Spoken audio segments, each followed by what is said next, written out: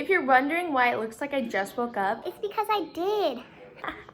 anyways, today's video, the reason why you clicked on this is probably because it like piqued your interest or you slid up from my Snapchat. So I appreciate that. Well, over the past couple days, I tried to recreate like trendy food and it turned out all right, I guess.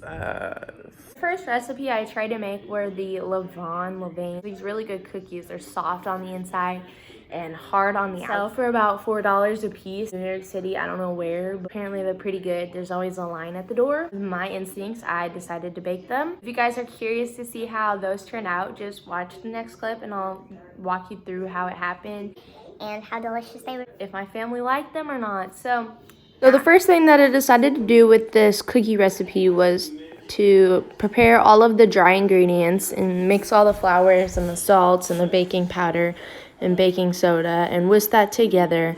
Then I had to chop walnuts, but I actually made them too small, so I ended up using my hand. Then I mixed them all together, which was a different process, if I'm being completely honest. You waited till the very end to add the eggs, and that was something I'm definitely not used to. But once the mixture came together, I actually measured them, like weighed them, and they're supposed to be around 6 ounces. This is what they look like. Put them in the freezer. Yes. There we go. That is how big they are. They are like 6 ounces each. And I'm so excited to bake them and see how they turn out. And once they sat in the freezer for about 90 minutes, I put them in the oven for around 26 minutes, and I had to wait until they had a golden brown on the top and they were still kind of soft inside, and I was pretty excited once they actually got in the oven because that was a process. Put them in there. Go, baby. This is the finished. So these are still like finishing. These ones are finished. They've been resting for about like 20 minutes. They're huge, guys. But I'm really hoping that they're really good. And the cookies turned out exactly how they were supposed to, so that definitely made me pretty happy that I achieved such a goal. Here was soft.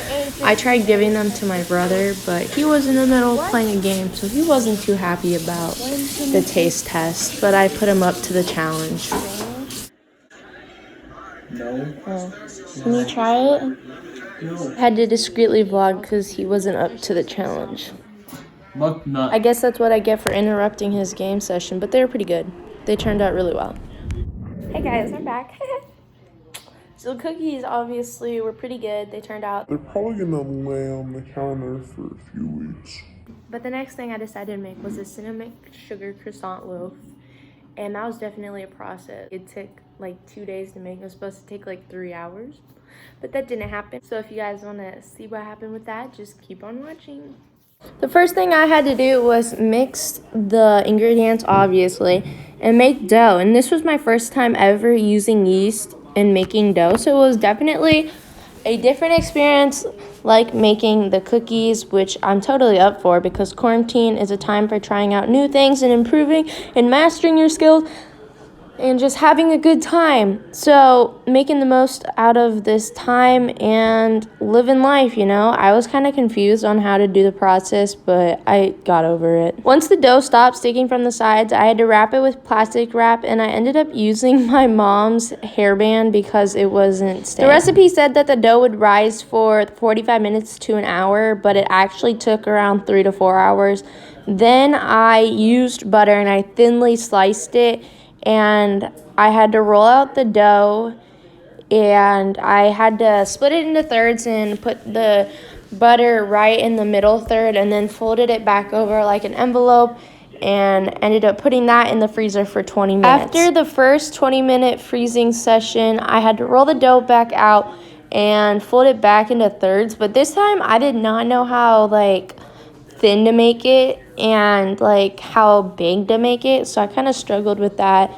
But then I put 2 tablespoons of butter, the cinnamon sugar mixture, and just tried to get it all over the bread, I guess, and rolled it up. It was actually really big. It was supposed to be smaller, so then I had to cut it up into smaller pieces.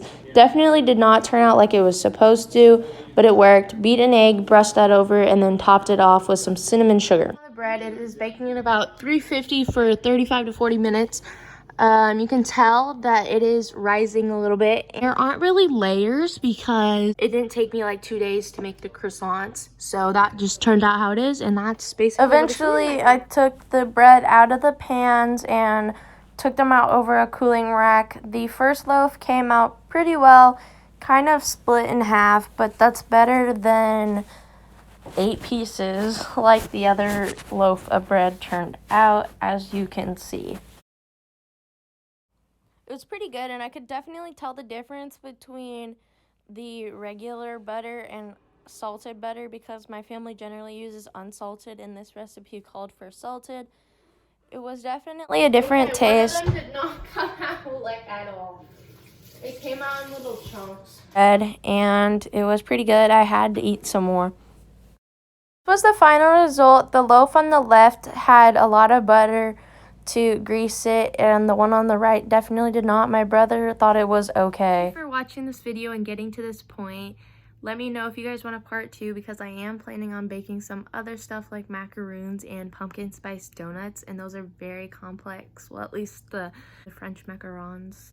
So yeah, thanks for watching. See you guys in the next one.